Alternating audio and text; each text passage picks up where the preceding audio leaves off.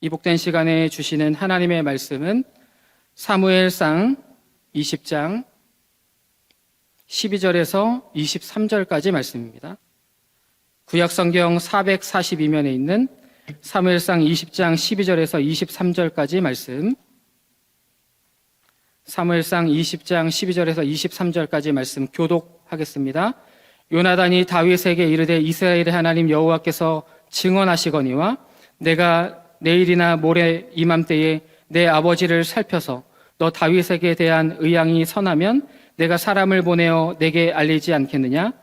그러나 만일 내 아버지께서 너를 해치려 하는데도 내가 이 일을 내게 알려주어 너를 보내어 평안히 가게 하지 아니하면 여호와께서 나 요나단에게 벌을 내리시고 또 내리시기를 원하노라. 여호와께서 내 아버지와 함께 하신 것 같이 너와 함께 하시기를 원하노니 너는 내가 사는 날 동안에 여호와의 인자하심을 내게 베풀어서 나를 죽지 않게 할 뿐 아니라 여호와께서 너 다윗의 대적들을 지면에서 다 끊어버리신 때에도 너는 내 인자함을 내 집에서 영원히 끊어버리지 말라 하고, 이에 요나단이 다윗의 집과 언약하기를 여호와께서는 다윗의 대적들을 치실지어다 하니라. 다윗에 대한 요나단의 사랑이 그를 다시 맹세하게 하였으니 이는 자기 생명을 사랑함같이 그를 사랑함이었더라. 요나단이 다윗에게 이르되 내일은 초하루인즉 내 자리가 빔으로 내가 없음을 자세히 물을 것이라. 너는 사흘 동안에 있다가 빨리 내려가서 그 일이 있던 날에 숨었던 곳에 이르러 에셀 바위 곁에 있으라. 내가 관역을 쏘려함같이 화살셋을 그 바위 곁에 쏘고 가서 화살을 찾으라 하며 내가 짐짓 아이에게 이르기를 보라 화살이 내 이쪽에 있으니 가져오라 하거든 너는 돌아올지니 여호와께서 살아계심을 두고 맹세하노니 내가 평안 무사할 것이요 만일 아이에게 이르기를 보라 화살이 내 앞쪽에 있다 하거든 내 길을 가라 여호와께서 너를 보내셨음이니라. 너와 내가 말한 일에 대하여는 여호와께서 너와 나 사이에 영원토록 계시느냐 하니라. 아멘. 여호와의 인자하심에 근거한 성도의 삶이라는 제목으로 말씀을 나누겠습니다. 우리는 요나단의 이야기를 통해 사람들이 흉내내기 어려운 이 사랑에 대해서 우리는 생각해 보게 됩니다. 사울왕의 아들로서 이스라엘의 왕자인 요나단은 객관적으로 보면 사울의 왕위를 이을 후계자입니다. 어떻게 보면 사울보다도 요나단이 다윗을 더 시기하고 경계할 만한 인물임에도 불구하고 다윗을 그렇게 대하지 않았죠. 오늘 우리가 읽은 본문 중에 13절의 말씀 하반절에 보시면 여호와께서 내 아버지와 함께 하신 것 같이 너와 함께 하시기를 원하노니, 이 구절에 대해서 성경을 연구하는 학자들은 여기서 요나단의 이 발언이 다윗이 왕이 되기를 바라는 분명한 증거가 된다라고 말합니다. 그렇다면 요나단은 자신의 능력이 부족해서 왕위에 오르는 것을 포기한 것일까요? 그렇지 않습니다.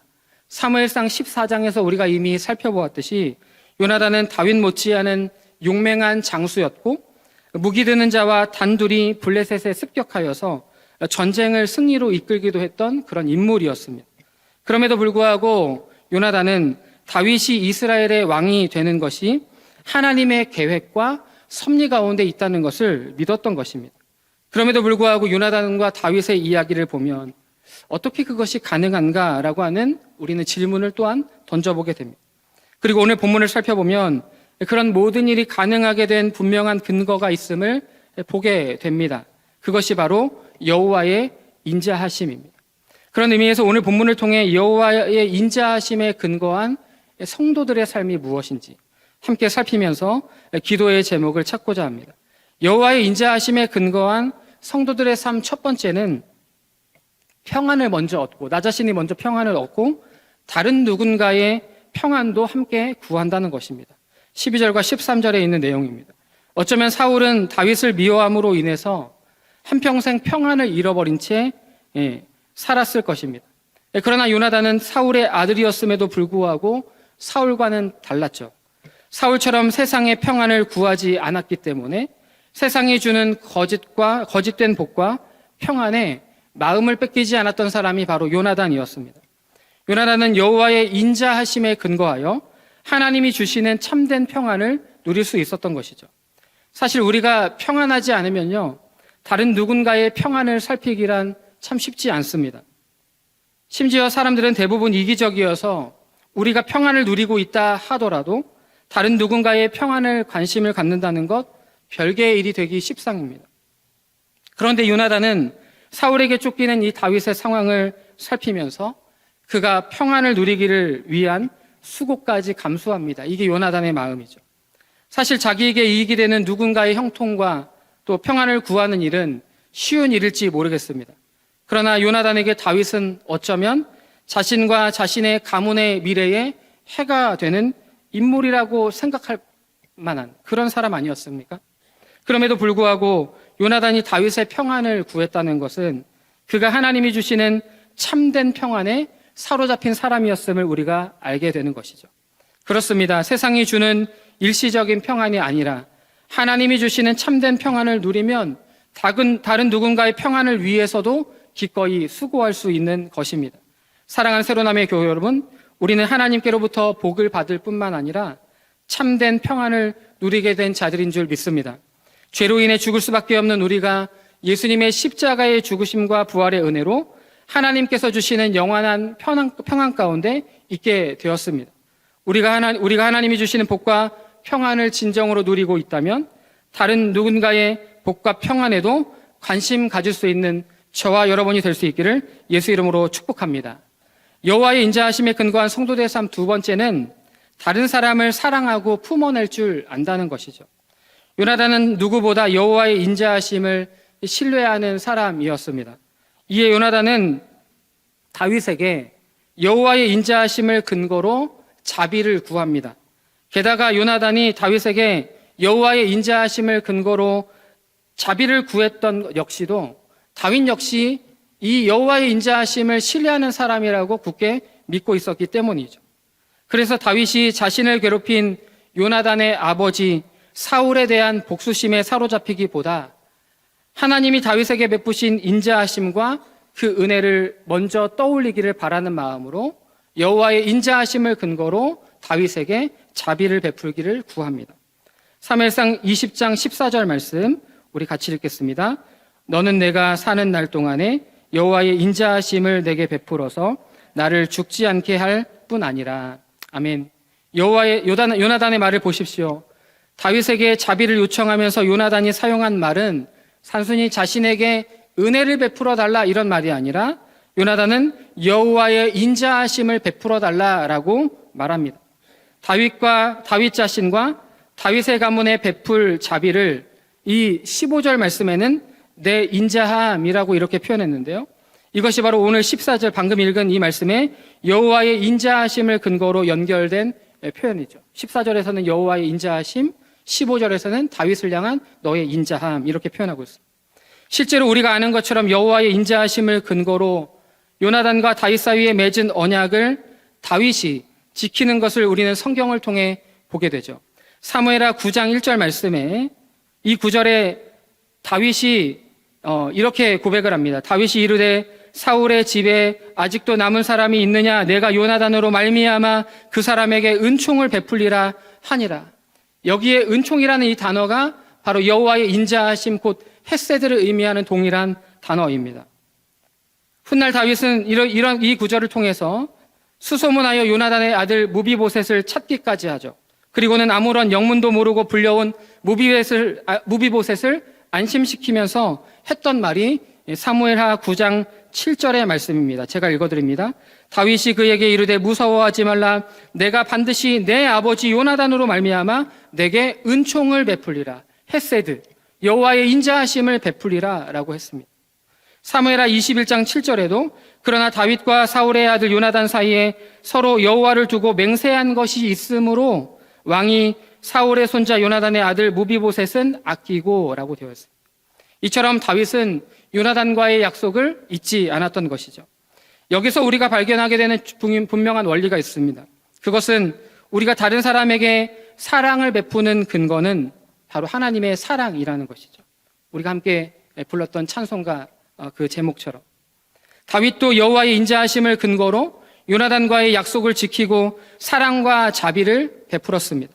또한 17절의 말씀에서 요나단도 어쩌면 자신이 이어받을 왕위를 빼앗아갈 다윗을 미워하지 않고 자신의 생명과도 같이 사랑할 수 있었던 것 역시도 여호와의 인자하심에 근거한 것이었죠. 그래서 우리가 자주 다른 사람을 사랑할 수 없을 때, 다른 사람을 용서할 수 없을 때 하나님의 인자하심과 사랑을 기억해야 된다고 계속해서 말하는 이유가 여기에 있는 것입니다. 하나님께서 자격이 없는 우리를 하나님의 인자하심에 근거하여 우리를 사랑해 주셨다는 사실을 우리가 늘 기억한다면 우리가 사랑하지 못할 사람이 없는 것 아니겠습니까? 골로새서 3장 13절 14절 말씀에 누가 누구에게 불만이 있거든 서로 용납하여 피차 용서하되 주께서 너희를 용서하신 것 같이 너희도 그리하고 이 모든 것 위에 사랑을 더하라. 이는 온전하게 매는 띠니라. 아멘. 교회는 우리 모두는 하나님께 조건 없이 이유 없이 사랑을 받은 공동체인 줄 믿습니다. 그렇다면 여호와의 인자하심에 근거하여 다른 사람을 사랑하고 품어낼 수 있는, 때로는 용서할 줄 아는 복된 삶이 되는 우리 모두가 될 수 있기를 예수 이름으로 축복합니다. 마지막 세 번째, 여호와의 인자하심에 근거한 성도들의 삶은 가장 좋은 길로 이끄시는 하나님의 섭리를 신뢰하는 삶입니다. 18절 이하에서 다윗과 요나단의 대화를 보면 사울이 정말 다윗을 죽이기로 작정했는지에 대한 사실관계를 확인하기 위한 나름대로의 계획을 요나단과 다윗이 같이 함께 이야기를 나누죠. 사실관계 확인을 위한 나름대로의 방법이 있음에도 불구하고 요나단은 그 속에서 가장 좋은 길로 이끄시는, 인도하시는 하나님의 섭리를 분명하게 인정하고 받아들입니다. 이미 앞선 16절의 말씀에서 요나단이 다윗의 집과 언약하면서 여호와께서 다윗의 대적들을 치실지어다라고 말했던 것도 인간의 힘과 수단과 방법으로는 하나님의 섭리하심을, 하나님의 방법을 돌이킬 수 없다는 것을 요나단이 잘 알고 있었다는 것을 보여주는 말이었습니다. 사실 요나단 입장에서 이 고백은 쉬운 고백이 아니었을 것입니다. 왜냐하면 다윗의 대적은 먼저는 그의 아버지 사울과 그의 가문도, 자신을 포함한 자기의 가문도 포함되어 있을 것이기 때문이죠. 그럼에도 요나단은 하나님의 계획과 섭리하심을 인정했던 것입니다. 다시 본문으로 돌아와 21절에서 사울이 다윗을 해칠 생각이 없어서 다윗이 무사하게 되는 것 역시도 하나님의 살아계심에 근거한다고 말합니다. 반대로 22절에서 사울이 다윗을 죽이기로 작정하는 것도 다윗을 다른 곳에 보내시고자 하는 하나님의 계획과 섭리에 달려있다고 하는 고백을 하고 있는 것이죠. 사랑하는 여러분, 우리가 믿고 있는 여호와 하나님께서 정말 인자하신 분이라는 사실을 믿고 계십니까? 그렇다면 하나님께서는 우리의 삶을 그분의 성품에 맞게 가장 좋은 길로 이끄시고 섭리하시는 분이신 줄 믿습니다. 바라기는 이와 같이 하나님의 인자하심에 근거한 성도들의 복된 삶을 살아내는 저와 여러분 될 수 있기를 예수 이름으로 축복합니다. 오늘 함께 기도할 기도의 제목입니다. 첫 번째, 여호와 하나님의 인자하심을 신뢰함으로 참된 평안을 경험할 뿐만 아니라 다른 사람들의 평안에도 관심을 가질 수 있는 넉넉한 마음을 허락해 주옵소서. 두 번째입니다. 인자하신 하나님께서 이유와 조건 없이 베풀어 주신 사랑을 기억하며 다른 사람을 사랑하고 품어내며 용서할 수 있는 마음을 주옵소서. 세 번째, 인자하신 하나님께서 우리의 삶을 가장 좋은 길로 인도하시고 섭리하시는 분이심을 신뢰하며 살아가는 복된 성도의 삶이 되게 하여 주옵소서. 이런 기도 제목들을 기도하다가 우리 자리를 떠나시면 좋겠습니다. 제가 기도하겠습니다. 하나님 아버지, 감사합니다. 오늘 복된 주일 새벽을 깨우며 함께 여호와의 인자하심에 근거한 성도들의 삶의 모습이 무엇인지를 말씀을 통해 함께 살피며 기도의 제목을 삼았습니다. 여호와 하나님의 인자하심을 신뢰함으로 말미암아 우리가 참된 평안을 우리의 삶 가운데 누리게 하여 주시고 나 자신의 평안뿐만 아니라 누군가의 영혼의 평안에도 관심 가질 수 있는 우리의 삶이 되게 하여 주시옵소서. 인자하신 하나님께서 이유와 조건 없이 우리를 예수 그리스도의 십자가의 은혜와 사랑을 통하여 품어주셨던 것처럼 그 사랑을 기억할 때 다른 누군가를 사랑하고 품어내며 때로는 용서할 줄 아는 그런 사람이 될 수 있도록 은혜를 더하여 주시옵소서. 인자하신 하나님께서 우리를 무엇보다 가장 좋은 길로 인도하실 섭리하시는 하나님이심을 기억하며 오늘도 믿음의 눈을 들어 주님을 바라보며 살아가는 우리 복된 성도들의 삶이 될 수 있도록 함께하여 주시옵소서. 감사드리옵고 이 모든 말씀 우리 구주 예수 그리스도 이름으로 기도드립니다. 아멘.